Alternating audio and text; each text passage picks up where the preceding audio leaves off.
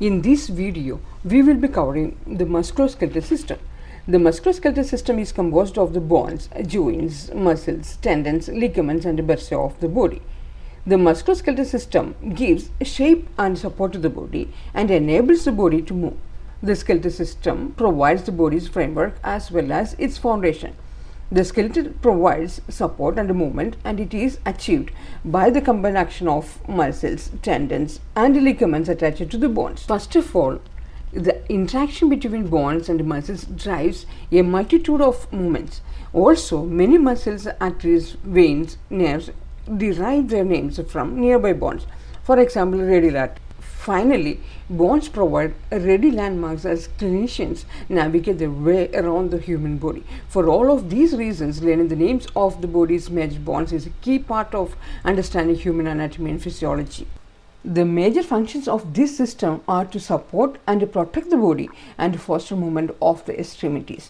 The musculoskeletal system provides protection for vital organs, including the brain, heart, and lungs, serves as a framework to support body structure and makes mobility possible. Muscles and tendons hold the bones together and joints allow the body to move. They also move to produce heat that helps maintain body temperature. Movement facilitates the return of deoxygenated blood to the right side of the heart by massaging the venous vasculature.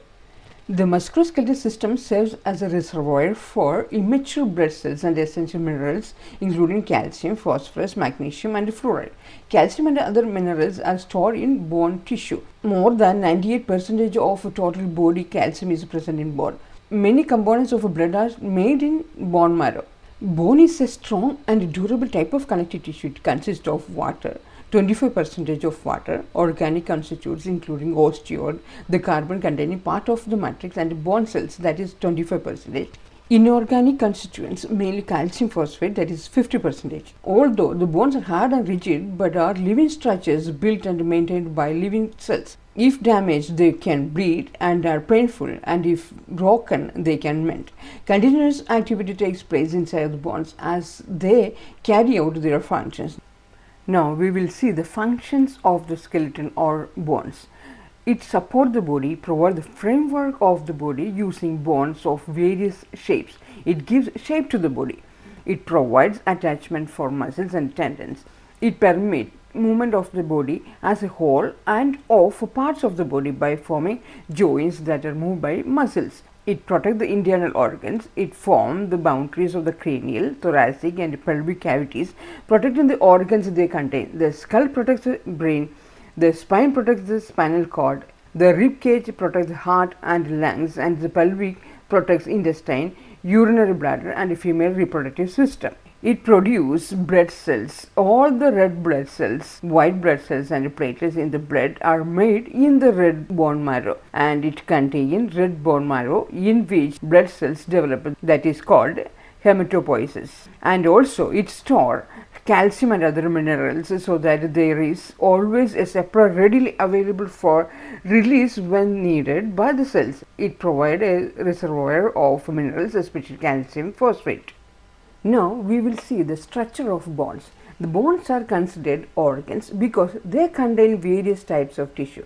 They are not only dominated by osseous, that is bony tissue, but also contain nervous tissue, cartilage, fibrous connective tissue and both muscle and epithelial tissues. Nervous tissue is found in bone nerves, whereas cartilage is found in articular cartilages. Fibrous connective tissue lines bone cavities, and both muscles and epithelial tissues are found in the blood vessels of bones.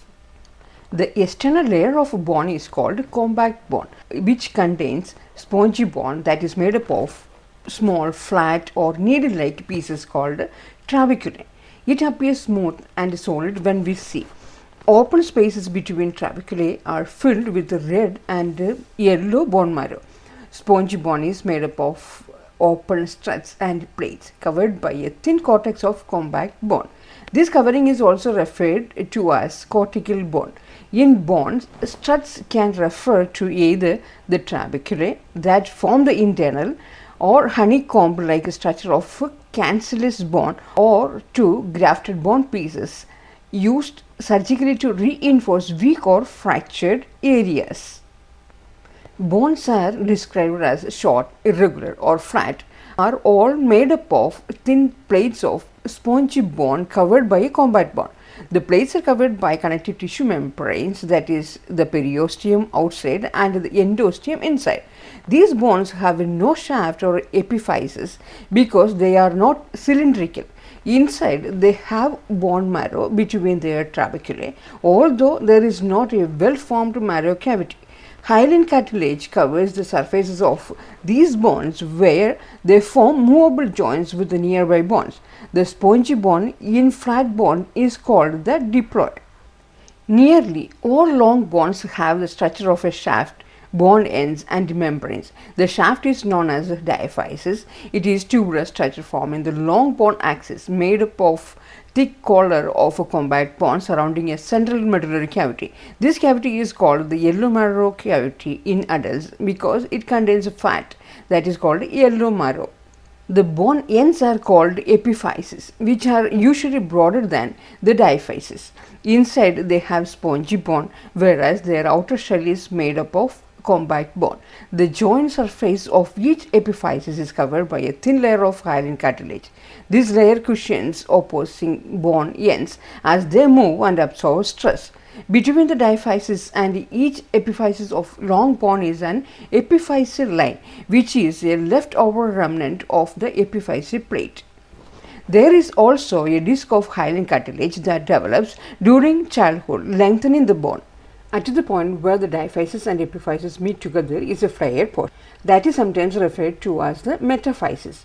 The external surface of a bone, except for the joint surfaces, is covered by a shiny, white and double-layered periosteum, a membrane that is richly supplied with blood vessels and nerve fibers. Dense, irregular connective tissue makes up the outer fibrous layer. Inside, an osteogenic layer touches the bone surface and is made up of mostly of primitive stem cells known as osteogenic cells. These cells form all bone cells except for those that function in bone destruction.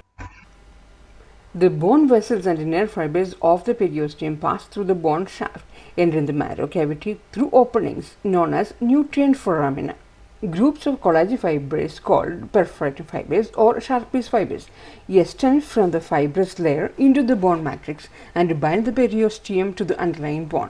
The periosteum also serves to anchor tendons and ligaments in areas that are extremely dense. Metaphyseal vessels supply blood to the diaphyseal surface of the epiphyseal cartilages, where they are replacing bone. Periosteal vessels provide blood to the superficial osteons of the bone shafts. During endochondral bone formation, they branch to enter the epiphysis and provide blood to the secondary ossification centers. The endosteum is a delicate connective tissue membrane covering internal bone surfaces. In most trabecular cavities of spongy bone in long bones and in the debris of flat bones are found hematopoietic red marrow. As a result, both these cavities are referred to as red marrow cavities. The endosteum covers the trabeculae of a spongy bone and lines canals that pass through combat bones. The endosteum also contains osteogenic cells which may differentiate into various bone cells. In the newborn, red bone marrow is found in the medullary cavity of the diaphysis as well as all areas of spongy bones. In adults, most long bones have a medullary cavity that contains fat which extends a good length into the epiphysis. Very little red bone marrow is found in an adult's spongy bone cavities. As a result, red blood cell production in adult long bones usually occurs only in the heads of the femur and humerus. There is a greater amount of hematopoietic activity in the red marrow of debris of flat bones such as the sternum and certain irregular bones such as the hip bones. A yellow marrow in the medullary cavity can convert back to red marrow if there is significant anemia requiring more red blood cells.